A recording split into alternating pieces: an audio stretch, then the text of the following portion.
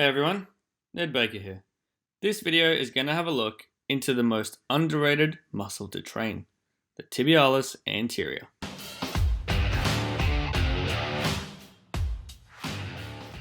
If you train at all, whether it be calisthenics, weight training, a sport, and even if you don't train, you've probably heard of the main muscle groups: chest, tris, biceps, back, core, glutes, quads, hamstrings, and calves. But unfortunately, most people haven't heard about the tibs. Now, most muscles in the body can be categorized into two groups: pushing muscles and pulling muscles. So the pushing muscles of the upper body are the chest, shoulders, and triceps. The pulling muscles are the biceps and back muscles. When we talk about the lower body, we have the quads, which are the pushing muscles, and the hamstrings, which are the pulling muscles. Then, if we go lower, we have the calves, which a lot of people train, though still probably not enough. But on the other side, the front side, we have a muscle called the tibialis anterior. The tibialis anterior is a muscle that runs from the top of the tibia, the shin bone, down to the first metatarsal, which is the bone just behind the big toe. But why train it? Well, the tibialis anterior is the dorsiflexor of the foot, so it is very important in walking.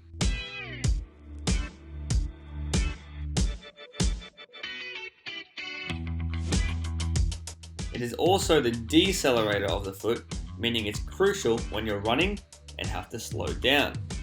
That slowing down is vital for many sports. This muscle is also important when planting your foot down in a jump. So if you're an athlete who has to decelerate and jump, chances are you've used this muscle a lot. And in most sports, you have to decelerate to jump, which means the tibialis anterior gets loaded quite heavily. But if the tibialis is weak, the ground reaction force will provide a force that goes up to the knee. So if you have knee pain and are unsure what it's from, there is a chance it could be because of weak tibs. So training your tibs will help you decelerate, jump higher, decrease knee pain, and overall have better sports performance. Why wouldn't you train it?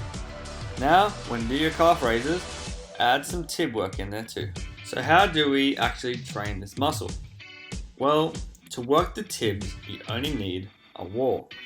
The tibialis raise is like the opposite of a calf raise. A calf raise, you point your toes, which is called plantar flexion. So the tibialis raise, you flex your toes, which is called dorsiflexion. To do it, you need to find a wall. Put your butt against the wall, step out, straight legs, and lift your toes as high as you can. The further you go out, the harder it's going to be.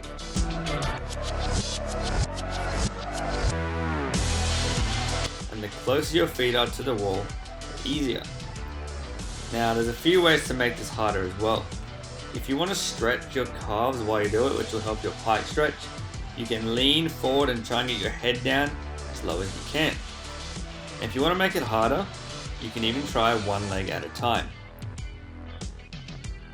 If you have shoes on, it will make it slightly harder due to the slight heel elevation. Shoes off will be a bit easier. I would recommend doing about 20 to 25 reps in 1 to 2 sets. You really don't need to do a lot of volume to strengthen this muscle. 3 days a week is more than enough to start seeing results. By doing this, you may notice ankle and knee pain disappear. Let me know how you go in the comments. Before wrapping up, I'd like to thank Ben Patrick for bringing this exercise to light. Before him, not many people knew about training tibs or were even talking about it.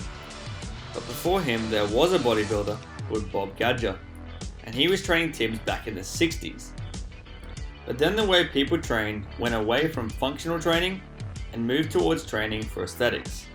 Me, I'm all about functional training. There's no point looking strong if you're not actually strong. Thanks for watching. I hope you learned something new, and let me know how the tibialis training goes. Like, comment, subscribe, and remember, never stop learning.